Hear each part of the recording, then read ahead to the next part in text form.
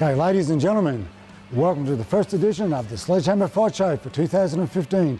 At this very moment, we are at Integrated Martial Arts at Stafford, and we're going to talk with the hunter, Adrian Pang. Adrian, you're one fellow who had a better Christmas and New Year's than a lot of other guys. Having that big win in China. It's good to have you on the show. Yeah, thanks, Jimmy. It's good to be here. Yeah, it's great. The win in China, it's your first fight for 2.5 years after some pretty serious injuries, but you've won by a knockout.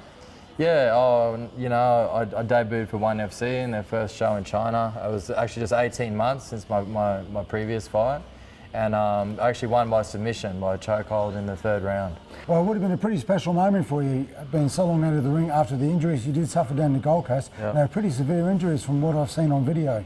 Yeah, I mean, briefly, I had 5 fighters that night. They all won. We celebrated at a Sin City nightclub that we always used to go to.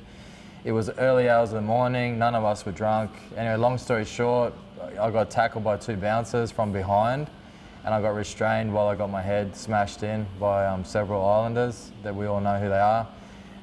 So I had my eye orbital totally smashed. I had both my cheekbones fractured. You know, something that in 40 professional fights has never happened to me. So that just goes to show how safe professional fighting is. So anyway, we drove back from the Gold Coast to Brisbane with this side of my face was sitting into my neck. I pretty much just held it together. Then from here I drove home. Anyway, long story short, that night I went to hospital, had all my scans. They said, yeah, you're never going to fight again. Your vision's not going to be 100% anymore. And yeah, that was 3 years ago now. Yeah, so it was a miraculous recovery. Must have been pretty hard too with the mental anguish that goes with this and having the drive to prove everybody wrong and come back and reach the top of the mountain again, which is what you're doing. Yeah, I mean, the only mental thing that was hard was the police, the slow police prosecution. You know, we're still going through court to get it. They already know who it is, yeah. And who they are, sorry. The other thing was watching myself drop off the rankings. I've been ranked #1 Australian lightweight for years. That's right. Obviously, I wasn't competitive, so they dropped me completely from the rankings. And but you know, I came back. I won in devastating fashion, put me at #1 again, and proved everyone wrong. That was against Joe Bradney, that fight? Yeah, that was against Joe Bradney. I mean, that was going to be a tough fight. You know, it could have gone either way. But I was just happy to get the stoppage in round 1. Yeah, MMA, like we said before, has changed a lot. Like, by my memory, Chris Hazeman was the first one to run shows here in Queensland, yeah, at the Callum Hotel, and he pulled a packed house that night. Has the concept of the game changed a lot more? Obviously, it's a lot more big time now. Yeah, I mean, it's changed a lot. I mean, on one of Chris Hazeman's early shows, he had Matt Hughes on it. He was a 5-time UFC welterweight champion. He was the greatest of all time at his time. Yeah. Obviously, then when I started competing 14 years ago, it was on like a Jimmy Cass kickboxing fight night. Was the only way we could get an MMA fight to happen. Yeah, that's right. But nowadays, you know, we got MMA shows, we got UFC TV shows. I recently just coached on the Australia versus Canada Ultimate Fighter show as a striking coach. So yeah, now the younger generation's got more access to the sport. So I think in the future, in the next 10 years, you're going to see a lot better athletes than we have today. And it's one of those sports that's just absolutely exploded. Like in Australia here at least, Muay Thai was ruling the roost for a long time. Yeah. But MMA is a massive threat. Yeah. I think it's just so appealing because, you know, it has the Thai boxing, it has wrestling, it has jiu-jitsu, the people got to be fit, you know, the longer rounds, 5-minute rounds, 1-minute breaks, lesser amount of rules. So, you know, it's definitely the ultimate fighting art. Adrian, you're not a bloke with a lot of years on you. So when it comes to the inspiration of your career, who did you look up to as an MMA fighter? Like we had Chris Hazeman. I know Brazil had the Gracies and all that. Did you have anyone in particular? No, you know, I don't want to be cliche, but like everyone is Bruce Lee. You watch Bruce Lee when you're young and everyone wants to do kicks and spinning kicks. Sure. My brother and I used to watch Bruce Lee movies and try Bruce Lee moves on each other when we were still living in Papua New Guinea. Yeah. So yeah, I mean, I got a few favourite fighters that I watch, but I couldn't label anyone as being the best. You're in a funny situation where you're a fighter and a trainer. Just which one do you find a bit more rewarding at the moment? Oh, you know, I like competing because it's for myself. You know, I really like testing myself against another opponent that has trained just to fight me. So there's no excuse. It's not like punching a drunk guy in a nightclub. Yeah, you know, this guy's trained for 3 months to fight me, you know. But coaching as well, seeing my students achieve in life, achieve in the ring, in the cage, you know, becoming better people as well. So I do like both. But the monetary gain for me is fighting, because obviously I get paid well for it now, finally, after 14 years. So I do enjoy competing. Yeah. MMA gyms are popping up everywhere, just like pimple on a teenage boy's face. But what separates integrated MMA from everybody else? Integrated MMA is different. Like, we've been around for over 10 years as a team, and the same core group, you know, has been together. So all these MMA gyms popping up now, they're just popping up overnight, they're franchising, and as you can see, they're all closing as well. So we've been around for 10 years, everything we owned was in one little box, and we've grown to this. And, you know, soon we're knocking down that wall, we're doubling in size because we've got that many members, and we're teaching a legit product. So I think the thing with integrated MMA is we're a team. You know, all our guys are in-house. We can provide everything in here. They don't have to go anywhere else to get their striking, their wrestling, their jiu-jitsu, or their conditioning. And that's how we create it. You know, all our boys are loyal. They're loyal to the team right to the end. So that's the difference with our team. Well, Adrian, while we got you here, mate, how energetic are you feeling? I know your brother's here. Do you think you're up to demonstrating a few moves for our fans overseas?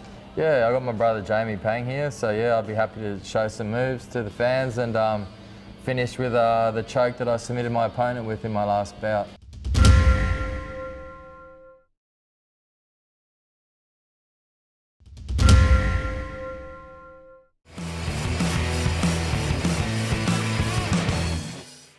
So with MMA, the main thing that differentiates the sports is taking our opponent to the mat. So today I'm going to demonstrate striking into a double leg takedown. So as we face up,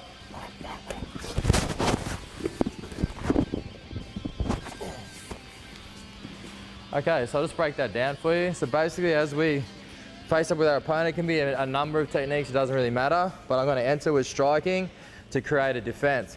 So as I'm striking and he's defending, I'm now changing my line to attack where he cannot defend. So as I shoot here, I take his waist, I pop up with my legs and my hips, and take my opponent to the mat. So now I'll show that move in a real situation. Okay. Okay, so the next move I'm going to show is called a far armbar from the side control position. So we're going to start from where I've taken my opponent down to the mat. Okay, so I'll just show the move in full time. Okay, so I'll break it down. So I've started in this side control position where I slam my opponent to the mat. Okay, I'm bracing up into what we call a knee ride position, where I can obviously strike and use my elbows, which you would have seen I stopped Zid off with that fight in Evolution. So as he pushes to escape, I trap his arm, I push his head away, stepping over his head into this position, then I pull his arm to get the submission. Obviously in MMA they need to tap out or the arm will get broken. So again, in real time, obviously you need to be fast to make a submission work or they're gonna get out of it. Okay, so we're in side control, full time.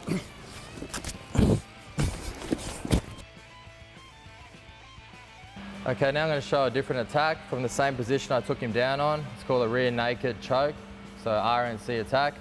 So here I am, I have the side control position. I took the knee right as the previous move and I advanced to a mounted position. This is where you do not want to be in a fight. From here I'm striking my opponent with elbows, with strikes. He will then turn his back to me because he doesn't want it. I give him that out. As he flows, I now have both my hooks in, as in both my legs. From here, I can keep striking him. The more he defends, the more in trouble he is. I'll snake my arm to his neck and then collapse him down for the rear naked choke. We'll go through that move in full speed, okay? I'm gonna load up here.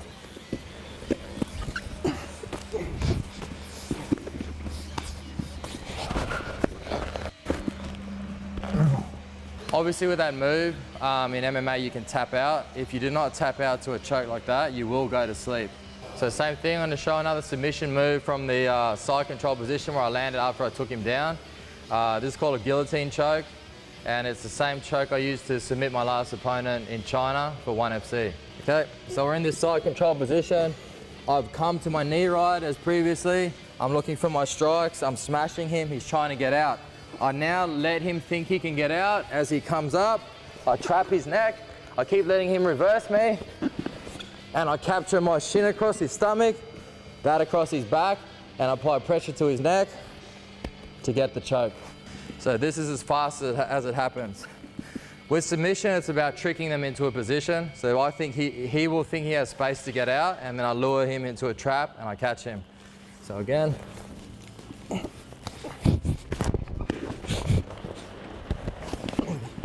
So those 4 moves I showed is a chain attack.